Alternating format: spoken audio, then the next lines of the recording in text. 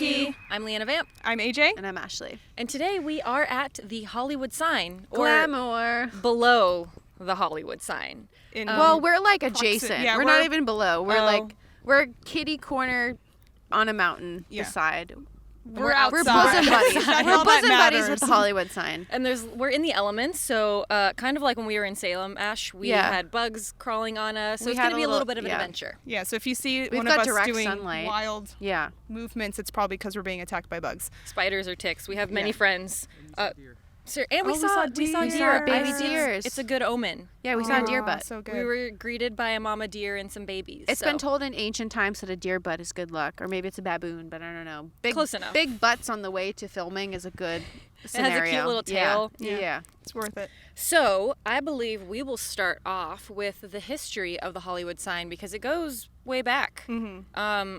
A lot of us that live in this area, we see it and it's just kind of a thing in the background, but there's a lot of stuff that went down surrounding the Hollywood sign. Yeah. So, and it's actually almost 100 years because it was built in 1923. So it's coming up on its 100-year anniversary, but it's been through quite a bit. Yeah, it's seen some shit. Yeah.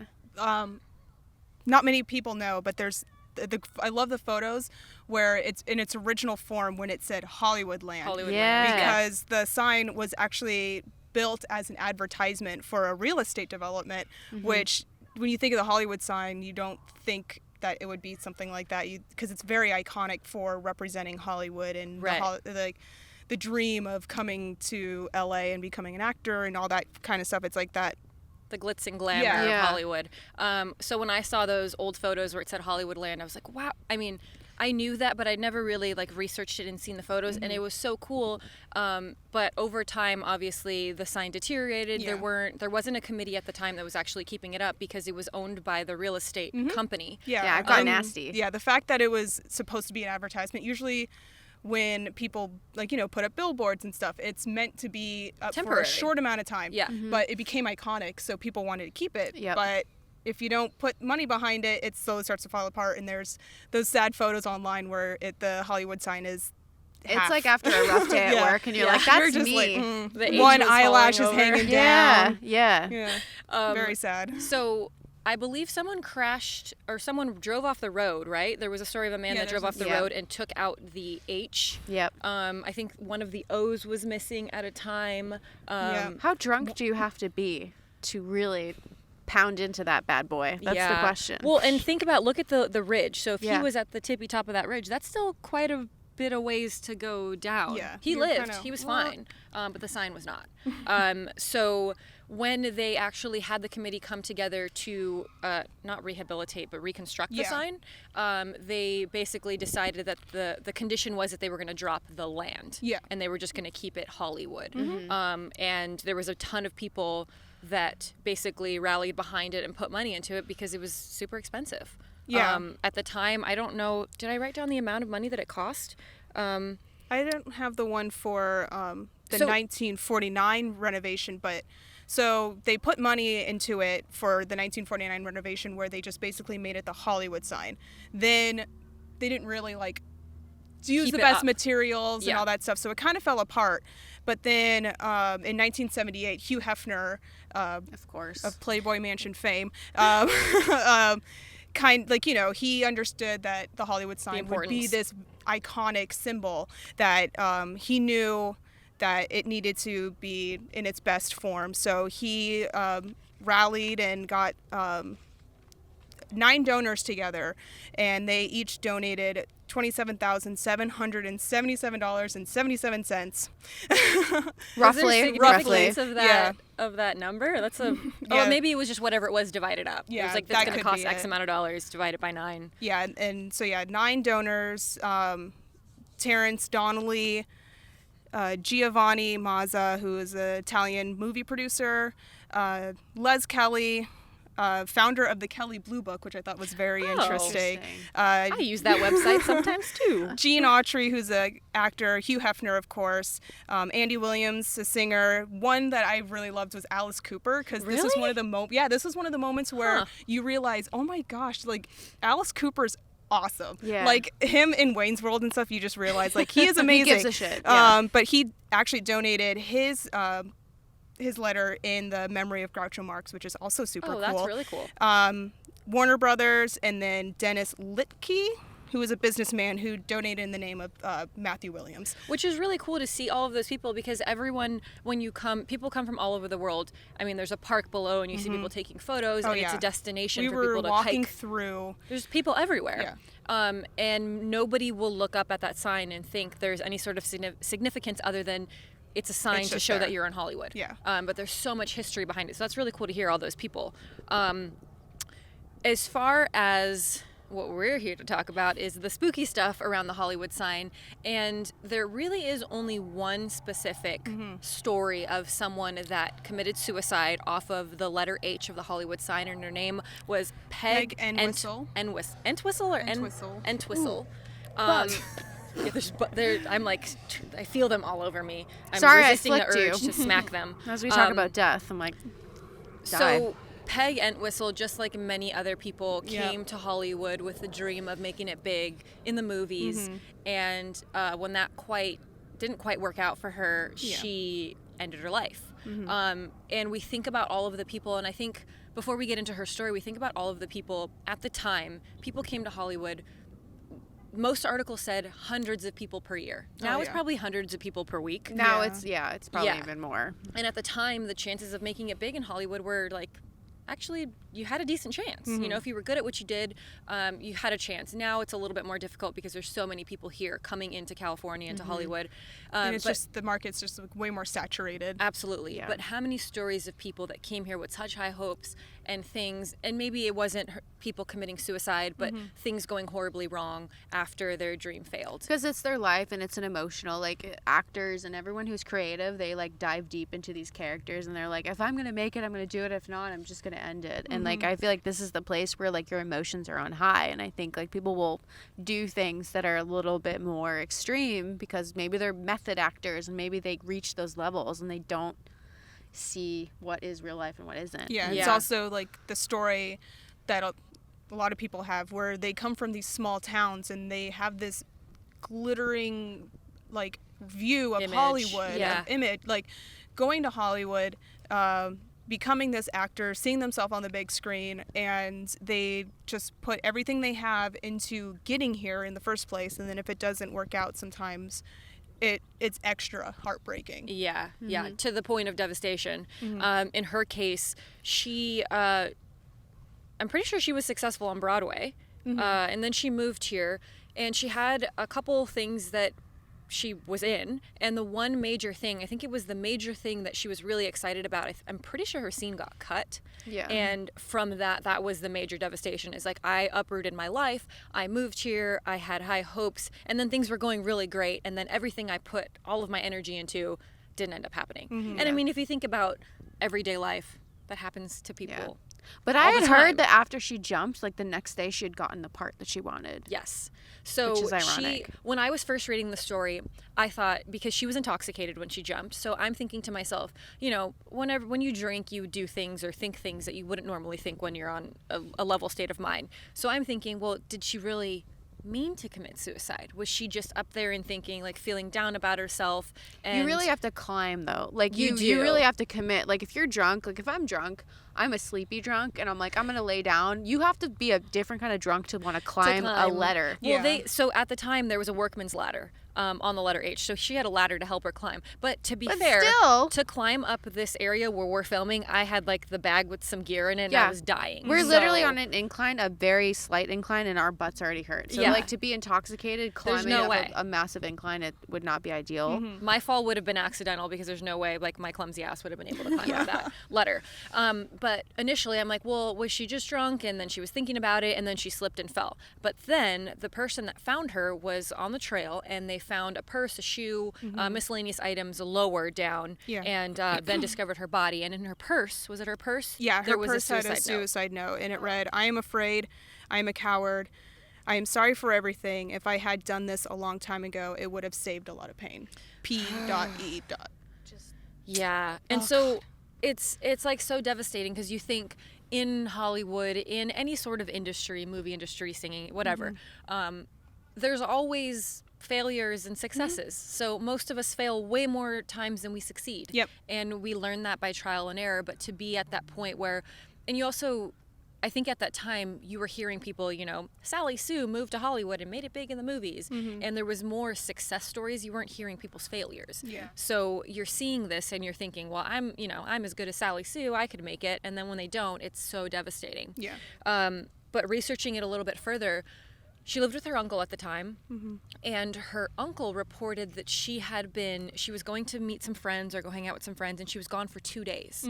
So I don't think he thought initially, oh, she's missing. They didn't have cell phones either. Exactly. It's like if you didn't call or you weren't on Instagram, no one thought of it because that didn't exist. Yeah, like and now if you don't post for a couple days, people are like, are you dead? Yeah. Is something wrong? Yeah. So to me, I would think, oh, well, if it was my daughter and she didn't come home, I would be worried. But you're right. There was no, if you didn't know where they were going. It was kind of fine. You may be at you might be taking a day off, which is crazy.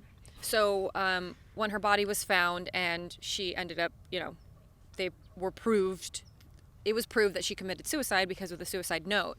I mean, how devastating. Yeah. And it's like so unfortunate. And like you pointed out, after her suicide, it's she had gotten a big role. It's like the most not cliche, but it's like it's almost like a movie within itself. It's like girl goes to Hollywood, doesn't get the part, jumps off the sign and gets the part the next day. Yeah. And it's like a tragic, like romanticized version of what the sign actually portrays. It's like people come here and they're pouring their heart out and their soul to like be these for that great one beings. chance. Yeah. And then they're like, oh, I guess I'll just never jump mind. off the most iconic aspect of the town because they don't want me. And it's like almost like this contradiction juxtaposition thing where you're like, here I am on the most epicenter portion of this place that I'm stuck in, and I failed. Yeah, it's like crucifixion, essentially. And this is the only solution that I see. And I think that's what's so sad is like for you to be in that position. And we kind of talked about this with the Colorado Bridge, episode is just to be in that mental state where you feel like you have zero options. And the truth is you always have an option. So don't think that that is your final resort. But with that being said, with a suicide have committed here, there's ghosts. Yeah. And there's lots of stories of people reporting seeing Peg's ghost. Weird feelings, weird sounds. Yeah. And even to the point where, again, I know we've kind of talked about this before, and it's very easy to say you saw something when you have reference.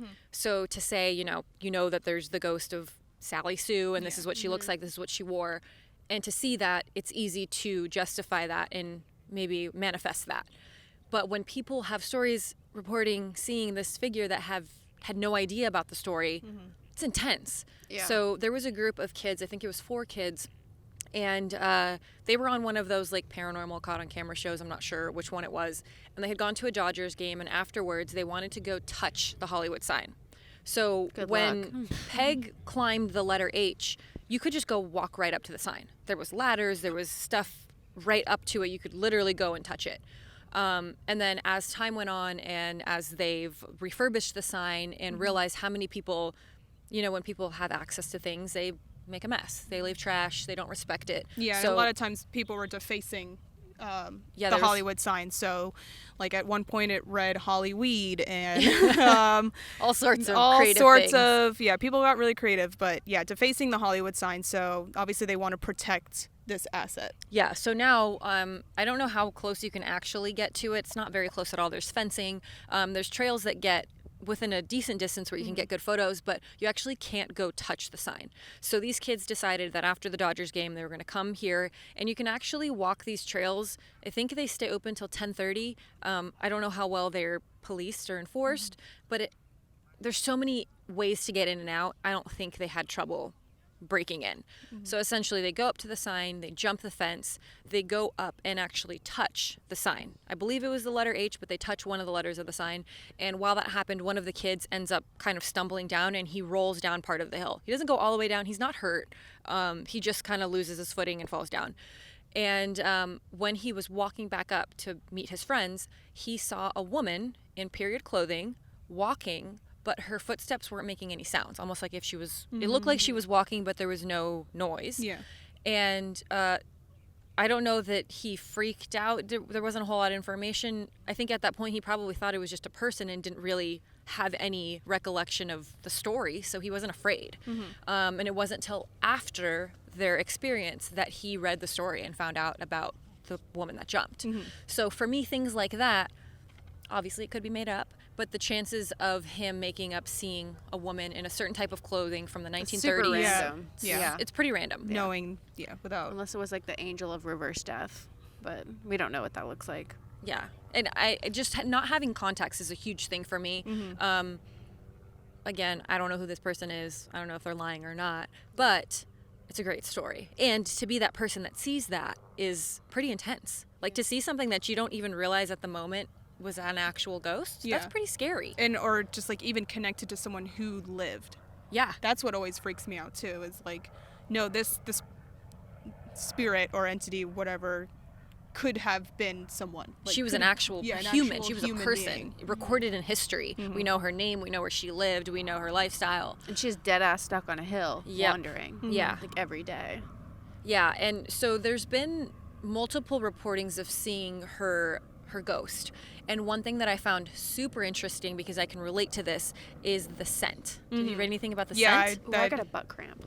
Going. There's going to be some resituating throughout the episode. Just going to sit so, like this. Like that. Yeah, gardenias. Gardenias, which is, if you know the smell of gardenias, is a very specific, very distinct scent. If you look around us, it's a lot of brush and trees it's and like bushes. Dead shit, to be honest. Not a whole lot of flowering things. There looks like there could be like some sort of jasmine, but that is a very distinct scent as well. So people report when they see her ghost or her spirit that they smell an overwhelmingly powerful smell of gardenias. Well, at least it's not garlic or other excrements of the buttocks. so they're not farting. That's nice of her. Well, I don't know. If I was that ghost, I'd be like, you know what? I'm dead, so you're going to suffer too. But I'm going to crop dust them. Would your farts really smell if you're dead because you didn't eat anything? I don't know. Well, I don't know. That's something we should ask her. This is a very tangent, but it's true. I don't think your farts I'm trying would to bring the lighterness. And I had some lighterness. Bringing the lighterness in, guys. And I had some fun facts, but y'all just like took them all, so whatever. So whatever I have left. Tell us your leftover fun facts. Yeah, my 2 out of 10 left here. Okay. You did a lot of research. To bring it, circle back to non-death related things. What I was going to say is the guy who did the whole Hollyweed thing, it was in 1976, and it was this Danny Finegood guy, and he hung curtains over it, and it was kind of like this whole introduction to the relaxed marijuana law, which was in 1976. Well, hold on. I'm falling, so I'm literally falling down a hill. I don't understand. He put curtains on what? He put curtains on the O's to make it look like Hollyweed. God, I was like, but that was like in the 70s. Like marijuana wasn't like super. Right. Like it was like people were getting high, but you couldn't. So this guy talk Danny about it. was like, you know what, like fuck you guys, and he was like the trailblazer in Hollywood to be like, you know what, we don't give a fuck. Which is pretty impressive to be able to get up there and nobody. Yeah. But again, I don't think there was really people that were patrolling it to see, you know. But to lead into that, fun fact, it has the same security as Fort Knox. Oh, apparently. Really? Yep. That must be today. It says in order to keep people away from the sign and keep it from being vandalized, a specially designed security system was developed. The Department of Homeland Security got involved. That's how serious LA is about protecting its iconic sign. The security involves razor wire, infrared technology, and 24-hour monitoring, motion sensors, alarms, and helicopter patrols. Wow. So the people that jumped to the fence, that had to have been a long time ago. Yeah, that was probably before. Did someone just fall down the hill? Probably. It was probably a... That's pretty intense. Snack. I guess when you put, it's easier to spend the money on that than spend it on fixing it constantly. Yeah, so that makes but that's sense. But it seems a little that's intense. Some Kardashian shit. Like, yeah, for a sign. Yeah, I mean, but it's iconic. It looks real nice though. It's also, nice and pretty. Unlike me, the sign has its own trust fund. So, the Hollywood Sign Trust was created in 1992 when I was born. For Giving the away all your purpose of secrets. maintaining and promoting it. So basically like the upkeep. So everyone can donate and shit. And the most recent renovation included a shiny new paint job and webcams that allow internet visitors to see it 24/7. So if you're bored at night and you're just like, I don't know what to do, I'm sick of looking at Baby Yoda memes, you could literally just watch the sign. Because that's enthralling. It's so enthralling. And riveting. You can see critters amok. Maybe on those the O's. deer. Yeah, maybe the deer visit the sign every night. Yeah, and also, I don't know if we've like seen this in, like, have we all seen this in movies? Obviously. Yes, absolutely. So it's been destroyed in a number of movies. Sharknado. Gangster Squad, Fake, Argo, and I said Fark. I don't. Sorry. You Farknado. continue. Friends and Benefits, Down Three Dark Streets. There's a lot of You random have ones. more. You have Superman 1978, The Rocketeer, Oh yeah, Rocketeer. Mighty Simpsons, Joe Young. Did we not forget about that motherfucker? Oh man, okay. Simpsons has obviously the Springfield sign, which is based on the Hollywood sign. One thing that I found interesting, apparently, I haven't watched this, but apparently Percy Jackson and the Olympians. Oh yeah, I saw that online too. They have the Hollywood sign, but the H is the gate to Hades. Ah, that's clever. It's such an iconic thing, and I think that after this sign, a lot of you saw a lot of other towns and cities putting up signs similar to it. One of my favorite ones. Apparently, when Dolly Parton first saw the sign, AJ loves Dolly Parton. I love Dolly Parton. Side note. She looked at the sign and she said, "How great would it be to change that H into a D and make it Dollywood?" Which then inspired one of the greatest theme parks on the planet, Dollywood.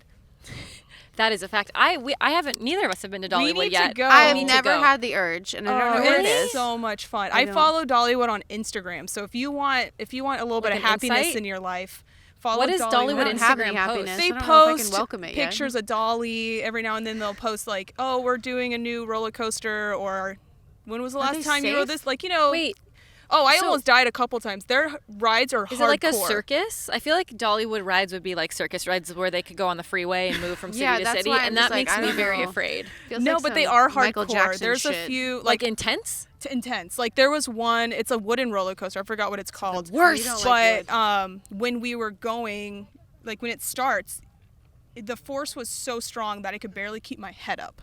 Like it was intense, and it was pitch sounds black. fun. We went at night, so like you couldn't. And it was the first time I've ever been on it. So like you're going, and you don't know which direction you're gonna go, so you don't know how to brace yourself. But it was so much fun. Oh my god, I want to go back so bad. Wooden They also roller have really good coasters- food because Oh, it's really? in Tennessee. It's located Oh, in yeah, Tennessee. yeah. So, Corn like, Dog they Nation, have- baby.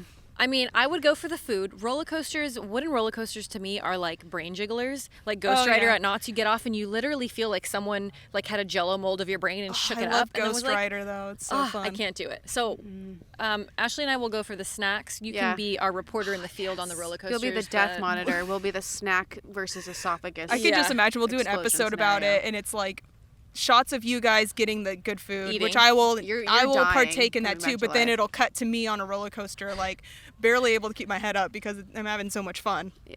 It's great. That's a fine. Well, that's fine. We're That's a good fine with that. We'll collab. put that on the list of locations. What's yeah. the location? Dollywood. So back to Peg and her. I guess I kind of want to talk about the sightings that people have seen. back her. to the bad, sad. shit. to the sad things, but the historical things, because I think that it's super important to kind of talk about the history of Hollywood and the extreme measures people went to be here 1st of all, and then the extreme measures people took when it didn't go their way. And some of the park rangers, there's a couple park rangers in particular, I have their names somewhere in the notes, but they have reported seeing the ghost or spirit of a woman meeting her description, same thing in period clothing, but the main thing that they reported was the scent. And I was reading so many stories about people saying that they smell gardenias, and then I'm thinking, well, what's the relevance? Like, yeah, you smell flowers, but I don't understand. And then there was an article that I found that said that was her signature perfume, the thing that she wore, which I have a personal experience of having a paranormal encounter with scents. We were in McCraven House, I believe it's in Alabama, and we are walking down the stairs, and it's me and a crew, so I'm not alone. There's 5 or 6 people either in front of me or behind me. There's a group of us walking down the stairs, and as we get to the bottom of the stairs, it smelled like someone had baby powder in their hand and they just blew it right in my face. Gross. It was, I like baby powder. It's fresh. It's clean. It smells great. It's clean. So initially I'm thinking, everybody smelled that, right? I'm like, what is that smell? And I'm looking around to think, do they have like an air freshener like plug in? But this is an old house. Like it's over 100 years old, maybe 200 years old. So there's no way, they don't have like Febreze they're plug-in not air keeping a fresheners. Febreze plug-in And I'm in. looking for incense. I'm looking for any sort of scented thing. Nobody smelt it. And I'm like, there is absolutely no way that out of all of these people, this smell is so strong and none of you smelt it, but nobody did. Later on, one of the other members of the crew had walked down those stairs and said, do you smell that? Baby powder. And I'm like, oh my God, thank you. I'm not crazy. Like, someone else smells it. But once we talked to the people that were running the tours in the house, they were saying that it was under the stairs. There was a little table with kids' toys. And that's where the kids used to play. And as we're explaining the story, she's like, oh yeah, that's just the scent that, they basically chose to show themselves to you. Like, you were able to smell their scent. And there was no mistaking it. There was there was nothing in that house that smelled like baby powder. And it's not like a common scent. It's a very distinct scent. It's not something that could be replicated. It's Cabbage Patch doll smell. Else. Yeah, but there was no Cabbage Patch dolls. I know. Well, it's like it's a relatable thing because I'm like, that's my childhood where I was like, Cabbage Patch dolls smell like baby powder. Yeah. And then you're like, well, what the fuck? But like, there was I'm like 28. Why am I smelling this in an old nasty house? And there's no baby powder. There's no babies in that house. So there was absolutely no reason for that smell to happen. There was a couple other smells that people smelled. Cameron smelled the overwhelming scent of cigars. You're not allowed to. It's a historical place. You're not allowed to smoke. There's no reason. But one of the spirits of the men that lived there used to smoke his cigars in his opium pipe in his changing room, and he smelt it right when he walked by. No one else could smell it. That's crazy. It's like those types of things where it's not a physical piece of evidence. It's not recorded. It's not an audio. There's nothing. The only thing I can do is explain it to you. And yeah, you're probably going to think, oh, maybe you made it up. Maybe you manifested it. But I know that's on the list of things that happened to me where I'm like, wow, there's something more than I can explain. Yeah, like that personal experience that you have kind of, no, I don't want to be like you've been chosen, but like they trusted you enough to kind of show their presence to you. So I feel like all of the people that have experienced that on this trail, one other thing that people reported is their animals would act strangely, and we kind of heard this in stories about the Colorado Street Bridge.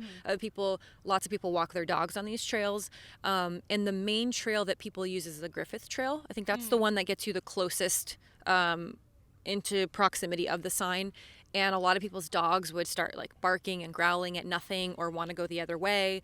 And again, an animal can't tell you what they're feeling or seeing or hearing, but they can show you with their temperament and how they act. So if they're acting out of the ordinary and for some reason being afraid when there's nothing to be afraid of, that's something to note. And even people that didn't see the spirit but had those kind of encounters aren't saying like, it's absolutely a fact that there's a ghost here, but they're just saying these things are strange. Yeah. I saw something weird. I'm just freaked out. This is my story. Yeah. So, unfortunately, at one time people were doing like ghost hunts, and you can do paranormal investigations on the trails, but you can't really get super close to the sign. But people have reported seeing her on the trails and not necessarily right near the sign because she didn't probably jump. gets bored. Well, I can see that a little bit because, I mean, yeah, she jumped from the H, but she was found a little ways down the hill. Yeah. So that's kind of where the trails are today. So absolutely. I mean, yeah, she could. Yeah.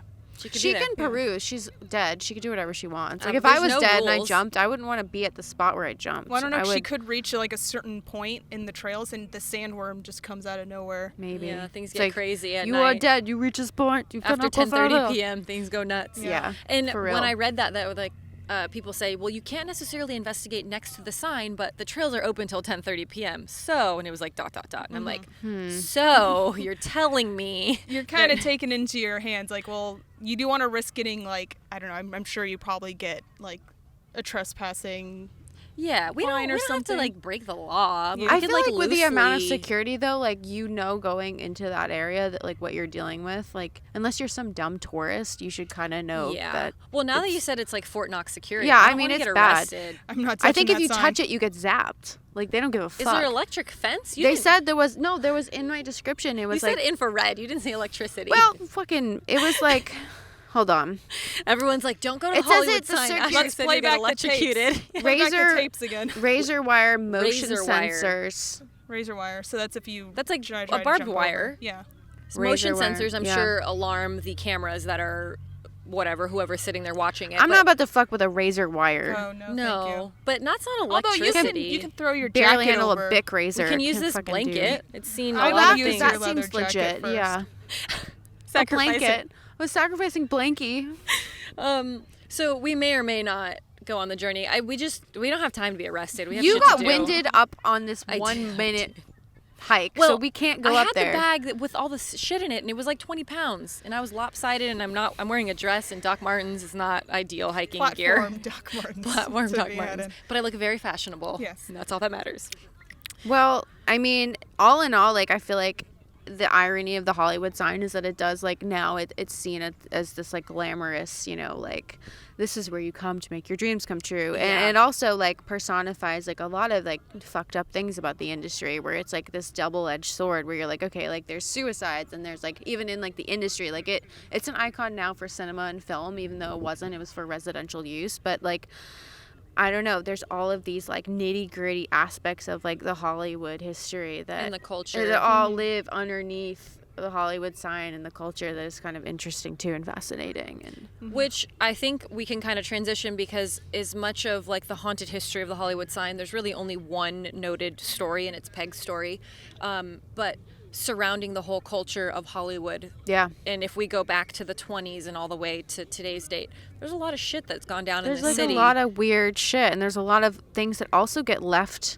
It was funny when I was researching a lot of, like, different stories. A lot of them just got kind of left. They were just like, yeah, like, you know, this weird shit happened. And it didn't make sense, so, like, the LAPD just kind of left it. And there was a lot of really fucked up situations. I mean, that happens all the time. But Yeah, but they, you know, like, when there's a murder and they're like, they'll leave it unsolved, but that case will be open and people can kind of do what they will. Yeah. People would just close the case and be like, yeah, whatever. Like, you know, his body was, you know, like, left in the sewer, but whatever. Like, it's fine. He might have been rich, but whatever. Like, it was just a lot of weird shit that wasn't adding up. Yeah. And, like, for me, like, there was this one interesting murder, and it goes down as, like, a very creepy scenario. But this guy named Gary DeVore, and he was a Hollywood screenwriter. He knew a lot of, like, Arnold Schwarzenegger and stuff. So this was kind of in the 80s, I think. And so well implanted. He was in the well Hollywood known culture. in the culture. He was, like, one of those guys who was writing a screenplay. He was living his best life, doing the damn thing. And As you do. suddenly he goes missing, and no one finds him for a year. What? So people were just like, where is he? Did he He's have not- family? He had family, he insane. had friends, he was in the industry. People were like, where the fuck is he? And obviously he doesn't have Instagram and stuff because it's, like, whatever, the 80s, 70s. It's the and 80s. There was no no one, social no one's media. looking at a story being like, where is the party animal, Yeah. motherfuckers? So his car and skeletal remains were found submerged below a bridge over the California Aqueduct in Palmdale, California. This isn't the creepy part. So they find his car and they find his remains. A year later. Yep. A year later. Wow. So both So he of- must have not had family or anything that was like.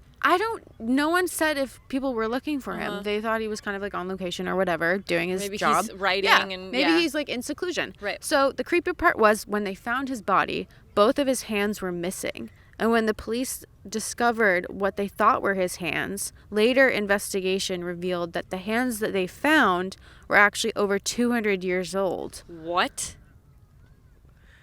That's wait, that's like a mafia style. Yeah, thing. Yeah. So where it his was- hands were gone. Yeah, so the hands that they found that they thought were his, when they actually did the autopsy? Yeah, they were like, these aren't even his hands. So someone else's decapitated hands were found. They In the thought, car?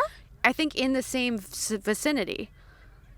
But Like his to throw hands, him off so the they trail? found Hands? his Who had skeleton. hands for They 200 found years? his skeleton with no hands. They're like, oh, well, we'll look for some hands, I guess. Oh. So then they find the hands, and they're like, they do the autopsy, and they're like, well, these are some other bitch's hand from 200 years ago. Maybe like those the hands, 1800s. Maybe his hands had like insane. DNA evidence under the nails or something. What I are mean, the odds of finding decapitated hands from the 1800s? That's insane. 1800s. I feel like those hands were planted. Yeah, Yeah. they're definitely planted. And some creepy asshole had So that hands was for what 200 the weird years. thing was, where they're like, we don't know why his hands are missing. We don't know why it took a year for us to find this out. But it was just like this very sketchy scenario where they're like, guy goes missing, no one notices, finds his car, finds his decapitated little hand situation, chilling in the water, finds hands. Hands aren't his. Hands are old as shit. What the fuck? And that was it? Like That they was didn't- it. They were just like, okay. they never found. They never found who did it. Well, I feel like they basically never like found who did Yeah, 'cause it, it meaning was like an someone inside paid job. them It a was large an amount inside, of money yeah, and and were that's like, the thing don't. with, like, Don't talk about it. Yeah. a lot of the stories that I was finding is they abruptly ended, and I think it was a lot to do with, like, money and, like, people trying to keep things hush hush. Yeah, like and the now- higher ups, yeah. like doing something and then covering it up Yeah. in some way. So one thing I think that's interesting is when most cases like that, once they go cold, it's doesn't really get opened back up unless someone pushes the envelope or is like, hey, I have new evidence, or hey, I think that this happened. Or a family member comes forward and be like, hey, what the fuck, by the way, Uncle George is dead. Could we all figure this out? It's been 20 years. Yeah, like, absolutely. Or Netflix decides to do a documentary Yeah, man. about Right. it. Yeah, that usually speeds things up a little bit. I've been watching The Confession Killer, and we're gonna have to do like a whole nother murder episode because we could go like for ages. But a lot of those cases in that series, a lot of them were like, oh no, he was in fact the murderer. And people were finding evidence to the contrary. They're like, absolutely not. There's no way he could have committed that murder because he was in a different spot. And it took those families to raise an eyebrow and go into those police stations and say, no, this is not right. Yeah. I want justice for my family member. Yeah, don't take the easy route just because this guy is saying some stuff. Yeah, so if he had no family, if he had no one that really cared, and honestly, even in most cases, if there's any sort of like criminal, if the police are in on it or whatever it may be, chances are it's not going to get reopened because they don't want it. They don't want that information out. So yeah, and it's hard out here because there's so much money flowing around. There's like big deals on the table, and there's like people that we don't even know about, like making, you know, decisions. And so like, who are we to know like if there's even murders going on, where what the stipulation is at that level where someone can just like kill someone and they're like, just forget about it, like we'll pay Cover this it guy, up. and it's like we don't know. Like it's kind of like the Illuminati for Hollywood. Like we don't fucking know.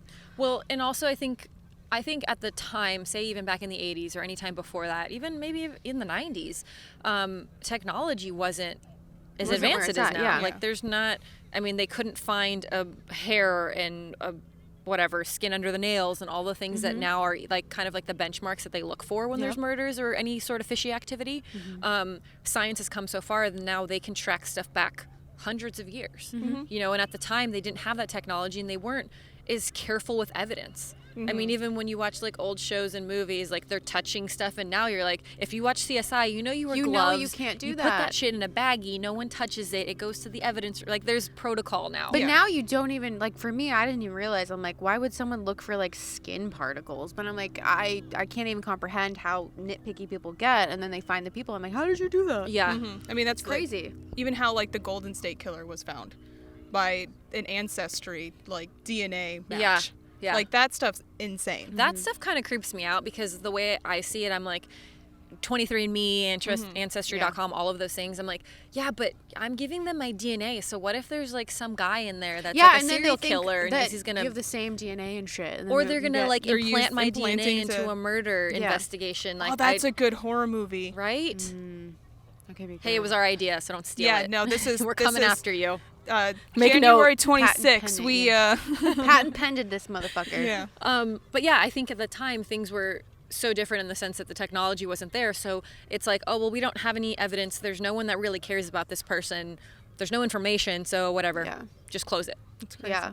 And maybe in the future someone will care about it enough to open up that case, and we'll find out what happened to that guy and where his hands really are. And whose hands are 200 years old. Where your hands, man?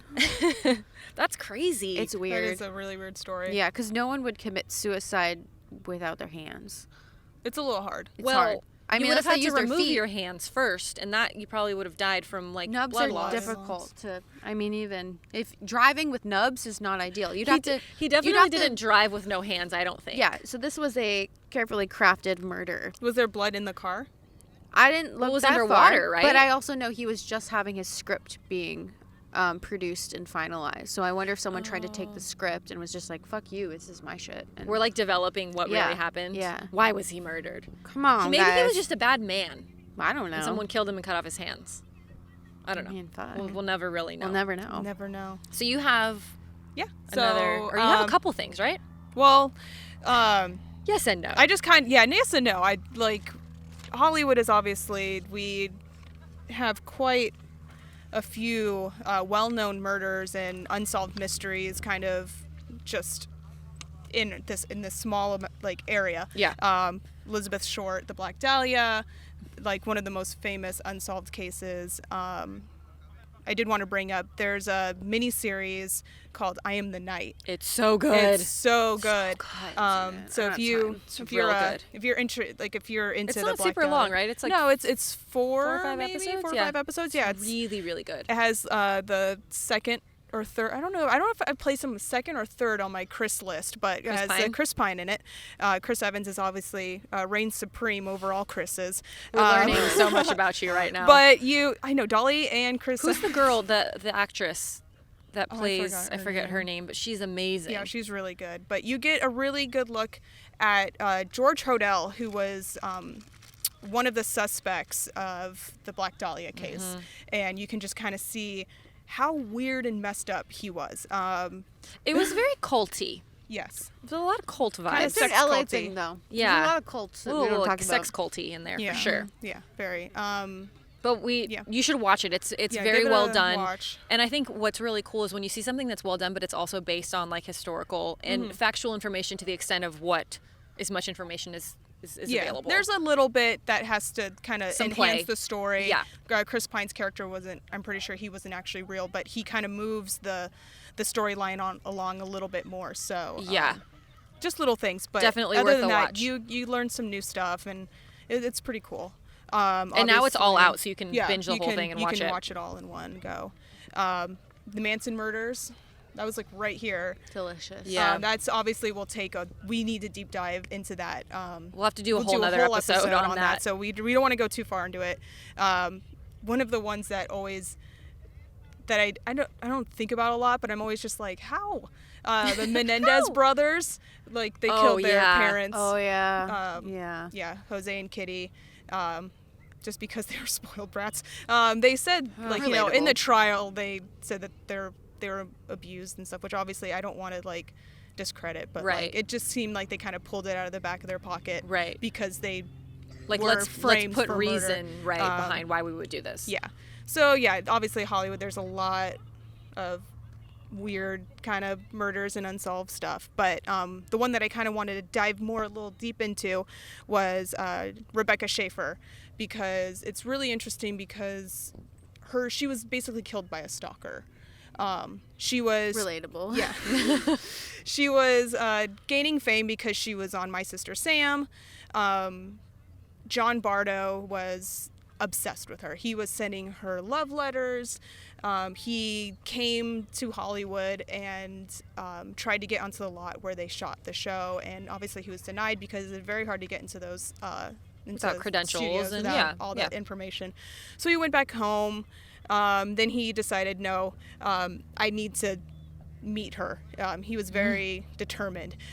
So he paid a private investigator to look into her, like find her address. I wonder what his reasoning, like, because approaching a private investigator, they're licensed most of the time. I mean, most of the time they're licensed, so they would have to ask, like, why would you like to know? They have to uphold the law to keep their license. So I wonder what his story was to the private investigator to say why he needed this information. Yeah. You know, like that's what convinced him creepy, to because you can kind of say anything at this point. You and can be like, say hey, anything. like, or the guy could have been shady and like, whatever, pay me $200 and I'll do like, whatever who you cares? need. Like, give me $250. It's no big deal.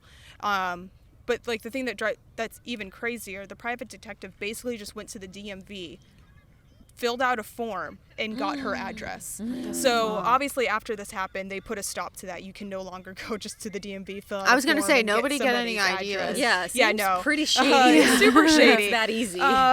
But yeah, he showed up to her house, knocked on, she lives in an apartment complex, so he buzzed her to ring in her apartment. Like intercom, the intercom. The buzzer was broken, so she couldn't buzz him in, so she had to personally go down to the door to see who was at the door. Opened the door, and he was like, I love, like, you were my favorite, and she was nice, like, oh, thank you, but it's very inappropriate. Thinking they're gonna kill you. You're just but like, also, he's a crazy why fan. is he at my apartment? Yeah, so she was a little put off. She's like, I appreciate that you're a fan, but this is inappropriate that you showed up at my house, and kind of was like, you need to leave. Nice about it. He leaves, goes around the corner, has breakfast, decides, no, I'm going to go back and do murder we might be having more brunch. Denny time. Yeah, decides. Maybe he's an early bird. We don't know.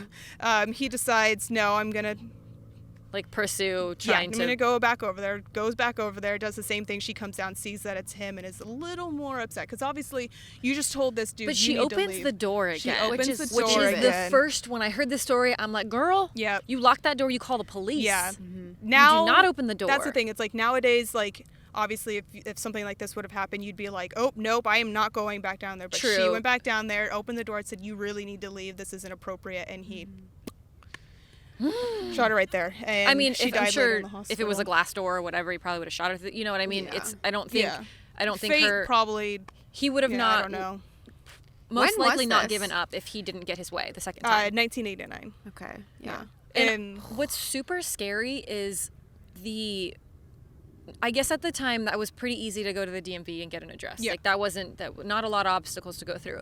But now I would say it's even easier to find information on your own without having to go through the proper channels. You could go online, and if you really want to find something bad enough, you can find literally it. go on social media. Like, it happened to me last year, and I was just like, this was like, you wouldn't even think of how someone could get that information. And then it like scared the shit out of me. Yeah. And as it should for anyone. I think that a lot of us, I'm guilty of it. I try to be very careful of it now. But tagging your location, saying where you're at, and it's really unfortunate that so many things have happened where we have to have that level of fear. I think there's a good level of, I guess, common sense, like finding that balance of knowing, hey, maybe I shouldn't say, or if you're alone, like if you're with a big group of people and you say, hey, we're here, whatever, you should be fine.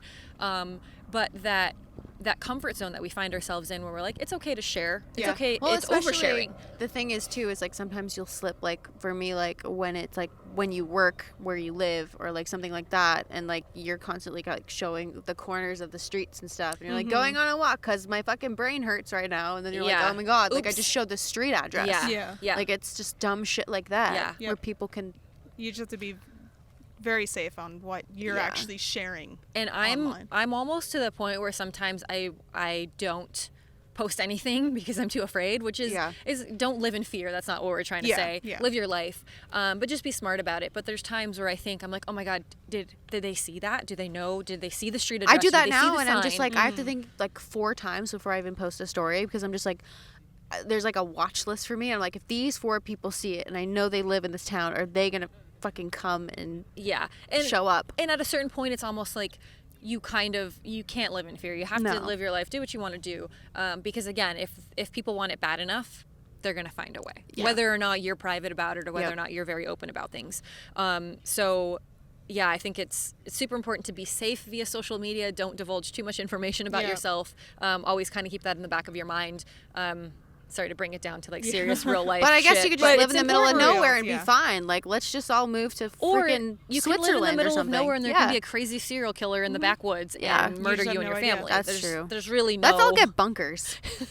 Let's just live underground. Yeah, buy some land in in a like bomb shelter. fucking Chico or something. Make some bunkers. Bunkers sounds like fashionable bunkers. I totally feel I like like that would that be there's the no next light. level thing. bunkers. Yeah. Yeah, it's like Glam glamping bunkers? but it's Vamp bunks. Vamp there bunks. is actually a place. I'm pretty sure it's in Las Vegas where this guy built this. It used to be like a bomb shelter, so it's a house that's completely underground, but he did it up really nice. So like you like a have a kitchen. backyard. Wait, what? No, it's full. Like it's a full-on house. There's grass? There's Probably like he has a AstroTurf. pool. Yeah, he's like AstroTurf, and he has a gotcha. pool. It's like a backyard, like a yard. Yeah, it's a backyard, but like you could probably like spend a lot of time down there and not even feel like you need to leave. Sometimes that'd be nice. I mean, I like people, but a lot of times I like privacy. Mm-hmm. So bunker living. Bunker living. I really like to walk to Starbucks. I don't know. I'd live in a bunker. Well, you could build a Starbucks in your bunker. Like, that's there my you go. sanity walk. I'm like, look at all these butt crazy hurts. people I walk by to get my venti. You really need to latte. move. I know. And we've said it on the show, which That's means a it new has to now it episode. has to happen. We have made it. This is going to be like my strange addiction. I live in the ghetto. She can't leave because she finds that get she out. is drawn to complete shit. Let's help We're her gonna move. change that. And then you like go to her house and she's like, wow, like it looks like the Armageddon. And I'm like, And no, it's not I'm a- fine. it's And not a there's, like, safety gunshots bunker. in the background. That's a Ashley's whole in nother denial. episode. Yeah. Well, So do you have any other murdery Hollywood things? No? Okay. Yeah. just My one turn? murder a day. My for turn. her. So I went basically like down the path of old Hollywood tragedies. So mine are all in the 20s and the 30s, and the main one that stood out. So there's a lot of, most of them, the first sentence started off with, so-and-so moved to Hollywood for the Hollywood dream, to be in film and make, for the glitz and glamour and to make their way onto film. There's That's helicopters. They said the surveillance. They got to do one. They have to do a roundabout. It's the helicopter surveillance. So all of these stories basically start off with that same fact: is they moved here for the American Hollywood dream. They wanted to be in film or whatever, dance or whatever their goal was, and they all ended tragically. So some of them were by accident, which I feel like is even like you uprooted your life, you moved here. So one was Gladys Buckwell, and she ends up dying. She moves, she's in a couple films, seeing some success, and she dies in a car accident. And she doesn't die, so she goes basically off a bridge in Calabasas, and she doesn't die. She basically breaks everything in her body, and she has multiple blood transfusions, and she ends up dying from, I can't say, it's called peritonitis. I'm not really sure what the actual thing is, but she was due to a puncture in her intestine. So not only does she have this tragic accident, then they basically say, hey, you could survive with these blood transfusions, and then she dies from like an infection. And she was young.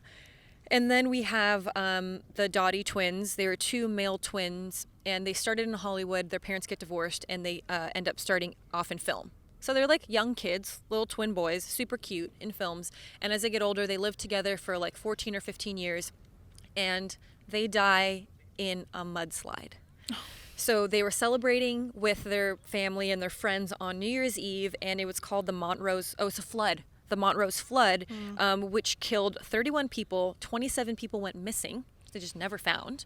And 35 people were severely injured.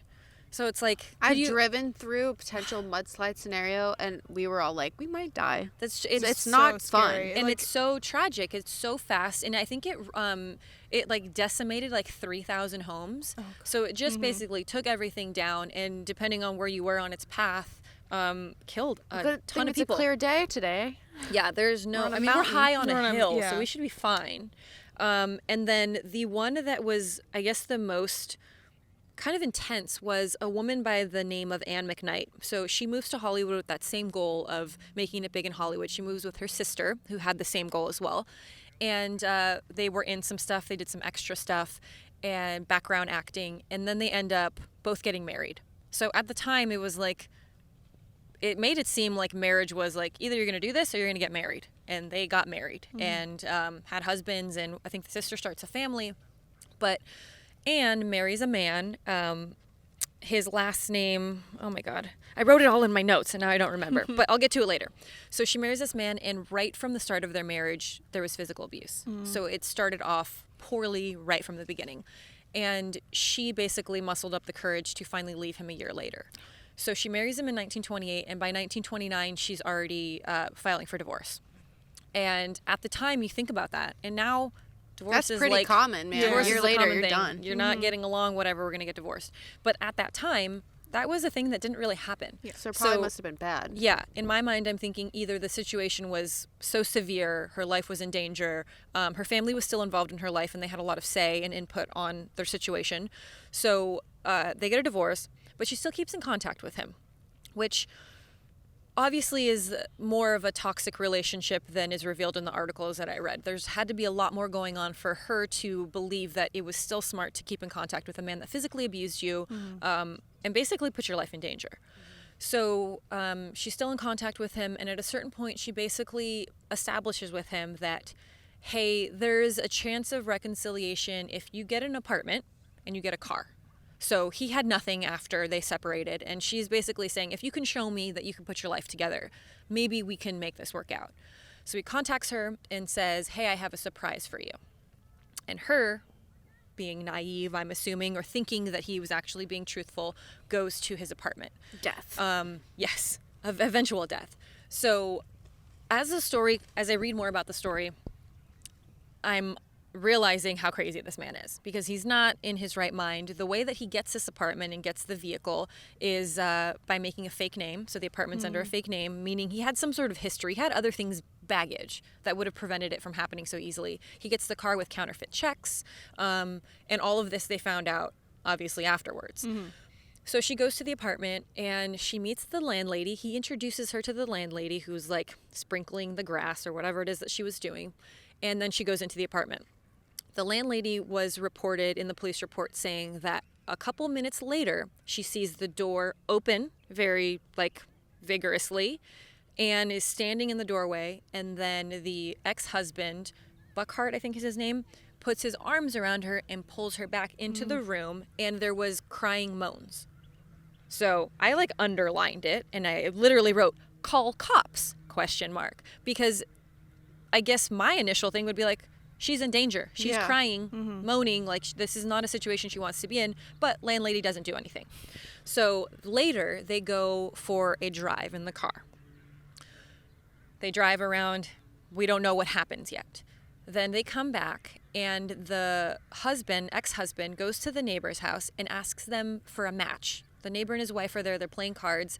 And he admits to being drunk, which I thought, he was clearly drunk. So he admits it. And he says, if you think I'm stiff, I'm quoting it loosely, if you think I'm stiff, my wife is stiffer. She's way more drunk than I am. But he asks for a match. They don't say why he asked for a match, what the relevance was. So he goes into his apartment. Then he comes back to the neighbor's house again and says, "Hey, I need to ask you something as a friend." He just moved into this apartment. It's not his friend. He doesn't know this person. So he says, "My wife is passed out drunk and I need help moving her into the car." And I'm like, you are the dumbest criminal ever. First of all, you've involved the landlady, you've involved the neighbor. She passed out dead. She's passed out dead, drunk. So he walks through the apartment and apparently there's an alleyway. So he walks through the apartment and there's a photo of the woman laying, looking like she's broken in the alley behind. So you walk through the apartment, there's a door, a rear door, and you go out and there's an alleyway.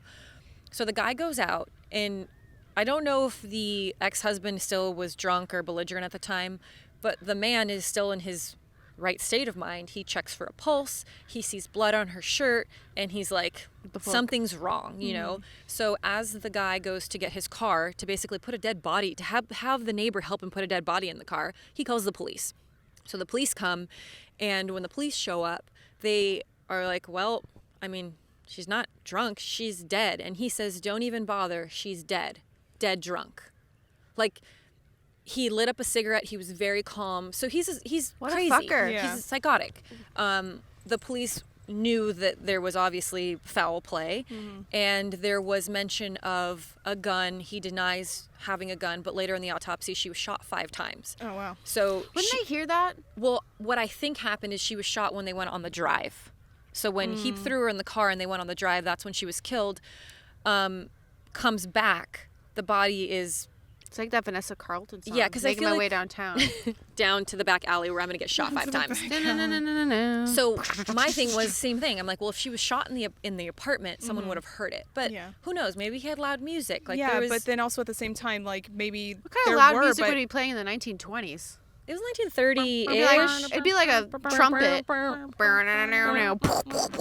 So this was in There wasn't even a bass to drop. 1930. So I don't know. Maybe they had drum percussions. Yeah. Who knows? Man. But regardless, but we already saw that someone turned a blind eye. people don't want to meddle. Yeah. So if you hear something, we don't want to get into their business, we'll just pretend like we didn't hear anything. Which nowadays, everyone's in everyone's business. So chances of you getting away with that murder in this day and age, sir, are completely zero.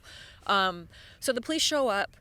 Clearly he's guilty. There's blood all over the place. There's actually blood stains on the ground where he was dragging the body to throw it back in the car. I don't know what this guy was thinking. And initially when they first got divorced, he basically said, no one else can have her. No one else will be with her. I'll kill her first. So he actually said those words out loud. So clearly he was delusional. If he couldn't be with his ex-wife, then no one could, and he was going to make sure of that. So this awful. Case goes to trial, and he pleads insanity and not guilty. Okay. There's witnesses. There's evidence. You shot her with the gun. They found the gun. There's no way that he's going to get away with this. But so he gets found guilty, and then there's a series of appeals, which I don't even understand at the time how that was possible. But there was a series of appeals for him basically saying, I don't remember. I was so drunk and hopped up on morphine that I don't remember actually killing her. None of that ends up holding any sort of weight in trial, and he gets the death penalty. Nice. So when I'm thinking of the death penalty, I'm reading the article, I'm like, oh, he got injected or he got whatever. No, he was hung. Oh, nice. And, yeah. What year so was you this? think this Fuck was yeah. so? Another crazy fact is, so this whole story wraps up from crazy. 1928 to 1932. So they get married in 1928, they divorce in 1929, 1930 she is killed, and so it's 2 years of essentially, he was found guilty, but then another like a year and a half before he was actually like sentenced to death. Yeah. Which you think of things now take Forever, decades. yeah. Decades, and it's like, in some cases that actually works to the criminal's favor because there's been very few cases where they're West actually Memphis not guilty. 3 Yeah. is the big one where, like, thankfully, sometimes those things take so long that they were actually able to prove their Uncover new innocence. evidence. Yeah. Yeah. So in some cases it's actually great, but in most cases not.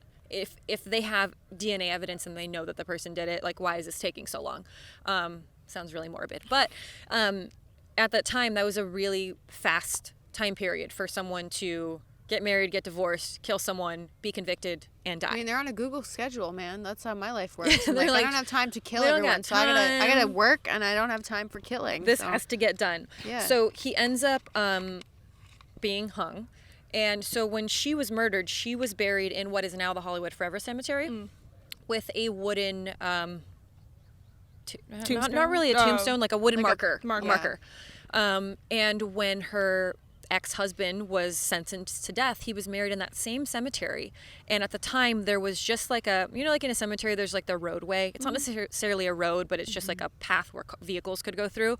He was buried like directly across from her. So could you imagine? That's so creepy. Why? By the family, that's what the family wanted. So he blamed her family, saying that from the beginning, basically, they didn't like him, and They didn't approve, so that made him... They turned her against him. So he had a lot of, like, who knows what he told his family.